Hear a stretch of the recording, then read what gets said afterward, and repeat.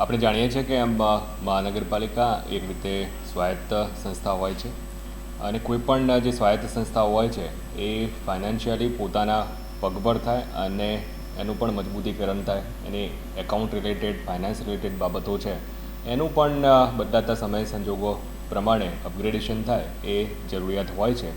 એટલે municipal bond આ ક્ષેત્રમાં એક અગત્યનું પાસું આપણે ચોક્કસપણે ગણી શકીએ કે જે આવી સંસ્થાઓને સ્વાયત્તતા માટે જરૂરી હોય છે.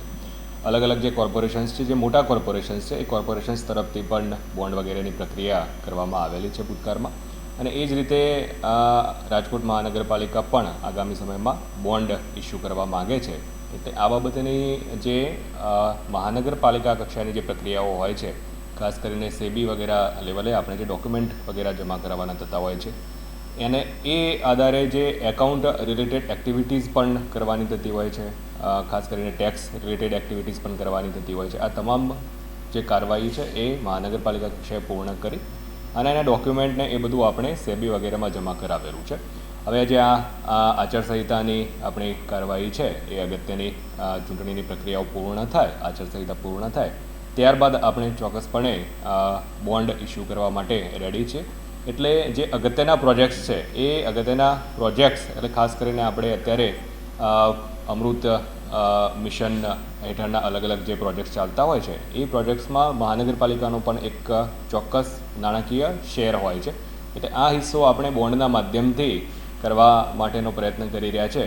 એટલે આની સફળતા બાદ ચોક્કસપણે એક સ્વાયત્તતા માટે અને આપણી જે ફાઇનાન્સિંગ સિસ્ટમ છે, સિસ્ટમને મજબૂતીકરણ માટે એક નવો આયામ આપણને મળી રહેશે.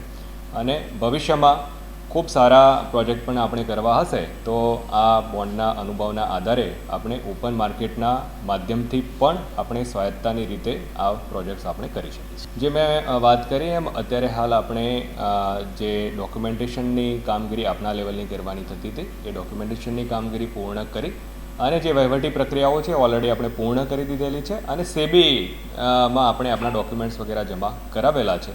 એટલે ત્યાંની એક નિયત પ્રક્રિયા હોય છે, વહીવટી પ્રક્રિયા. એ પ્રક્રિયા પૂર્ણ થયા બાદ આપણને બોન્ડની આગળની કાર્યવાહી કરવા માટેની મંજૂરી વગેરે મળતી હોય છે. સાંજ સમાચાર ફેસબુક પેજને લાઇક કરો, વિડીયો શેર કરો અને વધુ વિગતવાર સમાચાર માટે sanssamachar.net વિઝિટ કરો.